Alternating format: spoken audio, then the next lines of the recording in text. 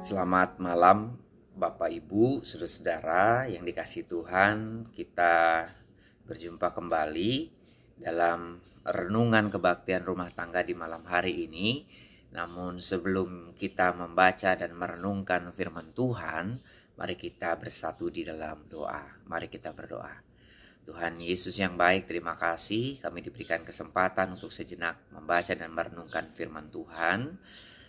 Maka kiranya Tuhan menolong kami agar kami bisa memahami firman itu dan melakukannya di dalam kehidupan kami, sehingga kami bisa percaya dan terus memahami Tuhan Yesus begitu setia, menolong kami untuk menjalani kehidupan dengan berbagai macam kondisi, sehingga kami pun menghasilkan buah, bahkan kami bisa menjadi perantara Kristus yang hadir untuk memberikan dan menyatakan cinta kasih-Nya kepada banyak orang. Tuntun kami ya Bapa, di dalam nama Tuhan kami Yesus Kristus kami berdoa. Amin. Bapak Ibu Saudara yang dikasihi Tuhan, pembacaan kita didasarkan dari Wahyu pasal 1 ayat 4 sampai dengan yang ke-8. Wahyu pasal 1 ayat 4 sampai dengan yang ke-8. Demikian. Dari Yohanes kepada ketujuh jemaat di daerah Asia, anugerah dan damai sejahtera menyertai kamu. Dari Dia yang ada dan yang sudah ada dan yang akan datang. Dari ketujuh roh yang ada di hadapan tahtanya. Dan dari Yesus Kristus saksi yang setia, yang pertama bangkit dari antara orang mati, dan yang berkuasa atas raja-raja bumi ini. Bagi Dia yang mengasihi kita, dan telah melepaskan kita dari dosa kita oleh darahnya, dan telah membuat kita menjadi suatu kerajaan, menjadi imam-imam bagi Allah Bapaknya. Bagi Dialah kemuliaan dan kuasa sampai selama-lamanya. Amin. Lihatlah, Ia datang dengan awan-awan, dan setiap mata akan melihat Dia, juga mereka yang telah menikam Dia. Semua suku di bumi akan meratapi Dia. Ya, amin. Akulah Alfa dan Omega, firman Tuhan Allah yang ada dan yang sudah ada dan yang akan datang, yang maha kuasa. Demikian firman Tuhan. Bapak Ibu Saudara yang dikasihi Tuhan, bagaimana kabarnya? Saya tidak tahu apakah Bapak Ibu Saudara pada saat ini merasakan khawatir atau mungkin beranjak pada kecemasan.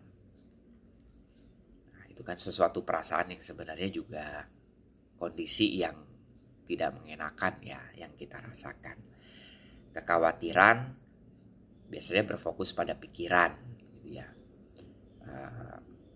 Dimana kita mungkin memikirkan berbagai macam hal, tantangan, ancaman yang membuat kita khawatir.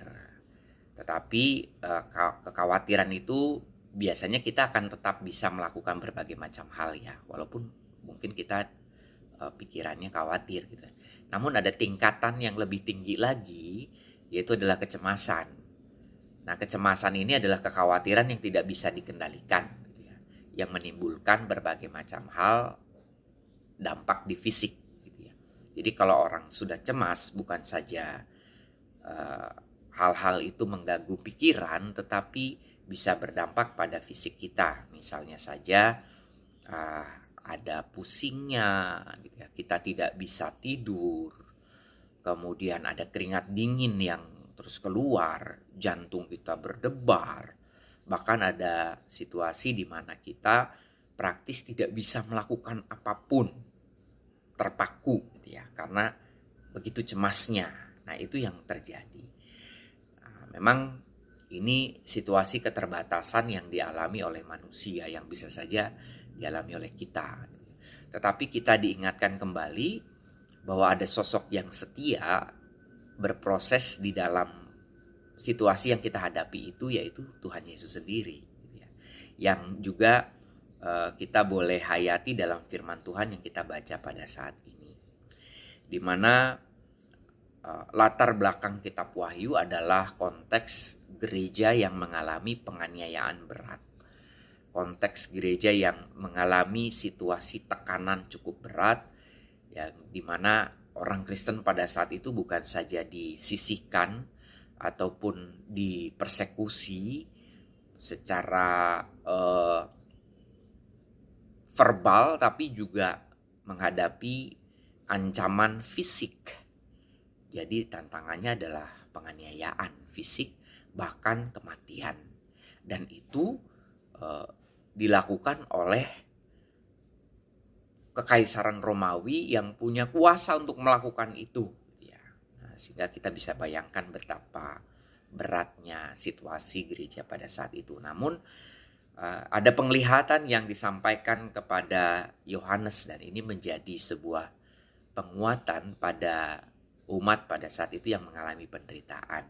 Jadi disampaikanlah penglihatan, kemudian Yohanes juga menyampaikan di sini bahwa dari Yohanes kepada ketujuh jemaat di daerah Asia, dan dimulai dengan anugerah dan damai sejahtera menyertai kamu. Ini hal yang menjadi sangat penting dibutuhkan oleh umat pada saat itu adalah damai sejahtera. Dan itu adalah pemberian dari Tuhan. Damai sejahtera itu ya bukan situasi yang baik-baik saja sebenarnya, tapi sebuah kemampuan fungsi yang optimal untuk seseorang bisa menjalani kehidupan walaupun situasinya berat gitu ya. Ada sebuah kemantapan dan ketenangan dalam melakukan itu gitu ya. Itulah damai sejahtera dan sumbernya dari Tuhan. Dan di sini digambarkan Tuhan yang seperti apa? Tuhan yang ada, yang sudah ada dan yang akan datang. Yang akan datang kedua kalinya gitu ya.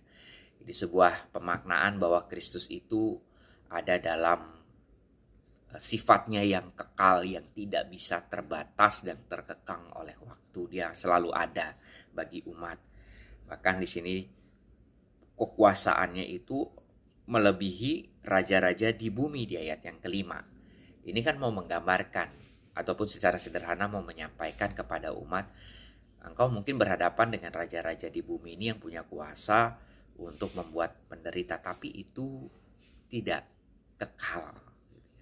Dan di sini disampaikan Kristus lebih berkuasa dari raja-raja di bumi karena dia berkuasa atas maut, bahkan menebus manusia dari dosa, termasuk tentunya ya bukan termasuk ya, khususnya juga orang-orang yang percaya kepadanya, seperti itu. Bahkan digambarkan membuat menjadi imam. Imam ini kan pengantara ya kepada Allah, berarti kan umat Tuhan itu juga jadi pengantara untuk bisa menyampaikan bahkan mengenalkan Tuhan melalui kehidupan yang dijalaninya pada saat itu walaupun dalam situasi kondisi menderita. Nah, ini yang menguatkan umat. Bahkan di ayat 8 ditekankan lagi gitu ya, bahwa di dalam penderitaan, kesulitan, penganiayaan yang ada, akulah Alfa dan Omega, firman Tuhan Allah yang ada, yang sudah ada dan yang akan datang. Bicara penghakiman yang maha kuasa. Ditekankan lagi, diteguhkan lagi bahwa ada Kristus yang kekal, yang akan menolong, yang memberikan pendampingan, yang selalu hadir sehingga umat tidak dibiarkan sendiri. Kenapa? Kalau umat merasa sendiri, keputusan yang diambil bisa berbagai macam, bahkan bisa jadi tidak setia kepada Tuhan. Tetapi di sini gambarannya adalah Tuhan yang setia dalam kekekalannya itu, dalam tidak terbatasnya waktu, tidak terkekangnya waktu, Tuhan begitu setia. Dan itu yang akan memampukan jemaat pada saat itu bisa tetap menghayati, merasakan kehidupan yang itu adalah anugerah dan juga melakukan bagian yang terbaik untuk menjadi pewarta-pewarta Kristus di tengah dunia, bahkan di tengah pergumulan yang ada. Lalu bagaimana aplikasinya, relevansinya buat kita pada saat ini? Bapak Ibu Saudara yang dikasihi Tuhan, mungkin pada saat ini Bapak Ibu Saudara ataupun kita mengalami banyak tantangan iman, ya. Dan tantangan iman itu ya bukan sekedar hanya bicara terkait dengan mungkin diskriminasi, persekusi yang mungkin dilakukan oleh kelompok lain, tetapi juga tantangan iman bisa sangat nyata di dalam kehidupan kita melalui berbagai macam aspek dimensi kehidupan, misalnya dari ekonomi, masalah keluarga, pekerjaan, pelayanan yang membuat kita kok sulit sekali ya menjalani kehidupan. Yang membuat kita mungkin menjadi khawatir ataupun bahkan ada dalam suatu titik kecemasan. Kita diingatkan melalui firman Tuhan bahwa kita tidak sendiri dalam menghadapi itu. Kalaupun kita berproses dalam kekhawatiran dan kecemasan, kita diingatkan ada bersama dengan Tuhan yang akan memampukan kita bertahan, yang akan memampukan kita untuk melihat pengharapan di tengah kehidupan, dan tentunya memampukan kita untuk tetap bisa melakukan bagian kita yang terbaik, menjadi imam-imamnya Allah, mewartakan kabar baik. Sehingga ada beberapa pesan yang boleh kita hayati bersama-sama di malam hari ini. Yang pertama, kita diingatkan untuk percaya, ya, percaya penuh pada kuasa Allah yang ada, yang sudah ada, dan yang akan datang itu. Allah Alfa Omega yang selalu hadir di dalam kehidupan kita. Maka kita diajak untuk terus melakukan pengenalan kepada Tuhan. Kita diajak untuk terus bisa menghayati kehadiran Tuhan di dalam kehidupan kita. Bahkan kita diajak untuk membangun relasi kita yang intim bersama dengan Tuhan. Sehingga kita benar-benar bisa merasakan kehadirannya. Jadi Bapak Ibu Saudara yang dikasihi Tuhan, ketika ada masalah, ada tantangan, ada kesulitan hidup, ada tantangan, ada pergumulan, bukan berarti Tuhan tidak hadir. Tetapi Dia hadir, namun terkadang pengenalan kita akan Tuhan yang kurang begitu baik sehingga kita menilai Tuhan tidak hadir di dalam kehidupan kita. Oh tidak, Tuhan tetap hadir, namun kita dituntun untuk percaya dan mengenal Dia lebih dalam lagi. Apalagi kita menghayati kebangkitan Kristus. Dalam kubur yang terbuka, Kristus bangkit. Batu yang besar itu telah terguling. Nah, itu pun menjadi sebuah pertanyaan, refleksi buat kita gitu ya. Kalau batu dari kubur Yesus saja sudah terguling, menghayati kebangkitan Kristus, bagaimana batu yang ada di dalam hati kita? Batu yang ada di dalam hidup kita sudah terguling belum? Sudah bergeser belum? Jangan-jangan batu itu masih tetap menutupi hati kita sehingga ruang di hati kita ini tidak berisi Kristus, tapi justru yang lain gitu ya. Maka kita diingatkan juga untuk membuka hati kita, menggeser batu yang ada di dalam hati kita untuk kita bisa merasakan Kristus yang bangkit, memberikan pengharapan, tuntunan, mendampingi kita dalam perjalanan kehidupan kita. Yakinlah bahwa Dia ada dan rasakanlah kehadirannya melalui berbagai macam hal, cara yang Tuhan mau nyatakan kalau Dia itu begitu mengasihi kita, mengasihi saya dan Bapak Ibu Saudara, dan Dia begitu setia. Dikala kita tidak setia, Dia akan tetap setia. Walaupun kita mengalami jatuh bangun dalam dosa, Dia tetap setia untuk membuka tangannya lebar-lebar memeluk kita dengan penuh kasih. Maka percayalah kepada Tuhan. Itu yang pertama. Yang kedua, kita diingatkan juga bahwa di tengah situasi pergumulan, di tengah situasi mungkin penderitaan kehidupan yang kita jalani pada saat ini, kita diingatkan untuk juga tetap menjadi duta-duta Injil, menjadi imam-imam bagi Allah di ayat yang ke-8. Berarti kita kan dituntun untuk mewujudkan, menyatakan karya Allah, kasih Allah, pengharapan dari Allah kepada orang lain gitu ya. Orang lain bisa menghayati kehadiran Allah melalui diri kita yang juga hadir buat mereka, yang hadir buat orang-orang yang bergumul, yang hadir bagi orang-orang yang kesulitan. Maka disitulah kita berperan sebagai imam-imam Allah. Maka dari situ orang lain bisa mampu menghayati kuasa Allah dan kesetiaan Allah itu melalui kehadiran kita, baik dalam tutur kata, perbuatan kita yang mencerminkan Kristus yang begitu mengasihi. Maka kita melakukan bagian kita yang terbaik, walaupun ada situasi konsekuensi tidak mudah gitu ya, dalam penderitaan, kesulitan yang kita hadapi. Tapi kita tetap dipakai Tuhan untuk menjadi imam-imam bagi Allah. Maka lakukanlah bagian kita yang terbaik. Karena Tuhan sungguh menyayangi saudara. Tuhan sungguh mengasihi kita semua. Dan Dia begitu setia dalam mendampingi kita. Kita tidak dibiarkan sendiri. Nah, Bapak Ibu Saudara yang dikasih Tuhan, menutup perenungan di malam hari ini, kita boleh memuji Tuhan, bernyanyi. Ada satu lagu yang bisa kita nyanyikan bersama-sama, dan saya kira Bapak Ibu Saudara tahu lirik lagunya. Mari kita menyanyikannya bersama-sama ya. Judulnya Tuhan Yesus Setia.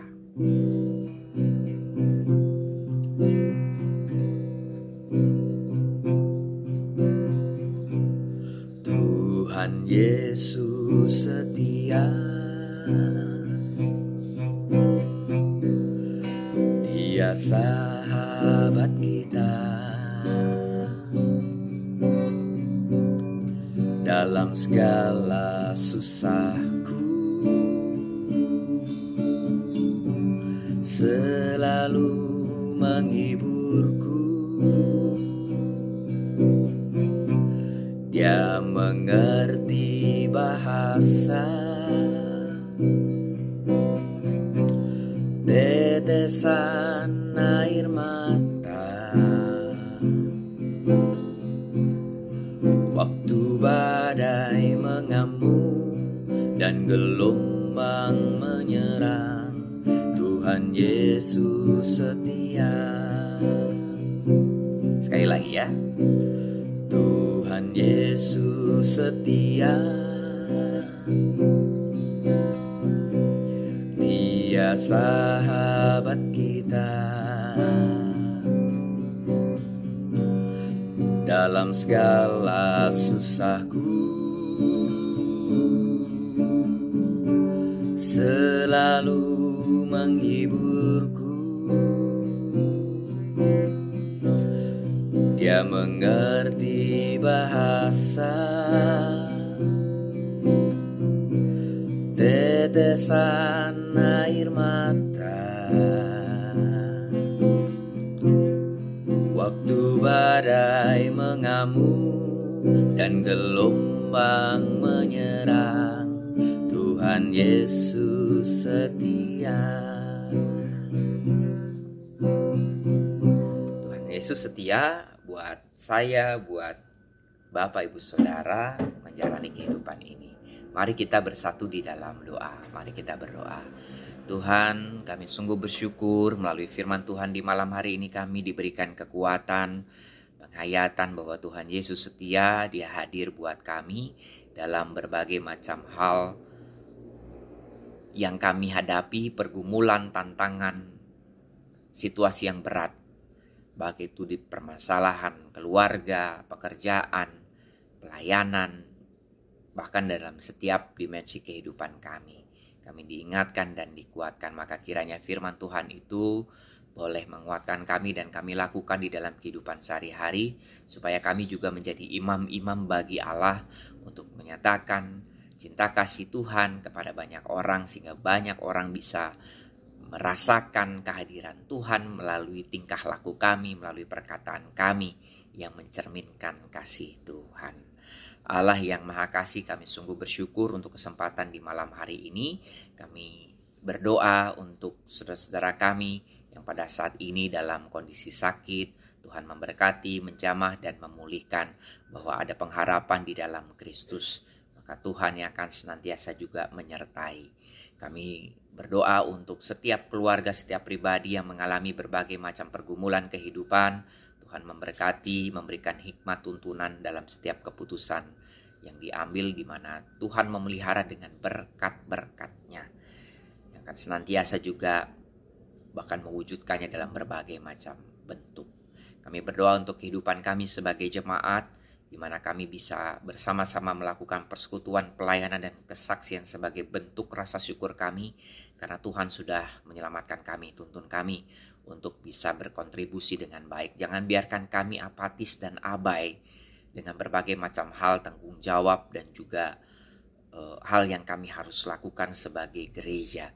Tetapi tuntun kami dengan dasar rasa syukur, rasa terima kasih kepada Tuhan yang sudah melakukan banyak hal di dalam kehidupan kami. Kami mau berdoa untuk bangsa dan negara kami. Tuhan berkati di tengah-tengah situasi mungkin ketidakpastian, kesulitan ekonomi, berbagai macam pergumulan yang kami harus hadapi sebagai sebuah bangsa. Tolong kami, berikan kami hikmat untuk kami melakukan bagian kami yang terbaik. Dan Tuhan juga menolong, memberkati para pemimpin yang diberikan kuasa itu senantiasa juga dituntun dalam hikmat Tuhan untuk melakukan bagian yang terbaik, bertanggung jawab untuk terus bersama-sama dengan segenap komponen bangsa dan negara membawa bangsa dan negara ini ke arah yang lebih baik lagi. Terima kasih ya Tuhan, ada berbagai macam hal yang ingin kami sampaikan dalam syafaat kami, namun kami meyakini Engkau sungguh mengetahui dan memimpin kami dalam rencana yang Tuhan sediakan buat kami. Maka kami berserah diri sambil kami melakukan bagian kami yang terbaik. Inilah doa kami ya Bapa, yang kami naikkan hanya di dalam nama Tuhan kami Yesus Kristus, Tuhan dan Juru Selamat kami yang hidup, yang setia. Dan kami akan bersama-sama berdoa seturut dengan doa yang Tuhan Yesus ajarkan kepada kami. Bapa kami yang di surga, dikuduskanlah namamu, datanglah kerajaan-Mu, jadilah kehendak-Mu di bumi seperti di surga. Berilah kami pada hari ini makanan kami yang secukupnya, dan ampunilah kami akan kesalahan kami, seperti kami juga mengampuni orang yang bersalah kepada kami. Dan janganlah membawa kami ke dalam pencobaan, tetapi lepaskanlah kami dari yang jahat, karena Engkau yang punya kerajaan dan kuasa dan kemuliaan sampai selama-lamanya. Amin. Tuhan Yesus setia, Tuhan Yesus memberkati.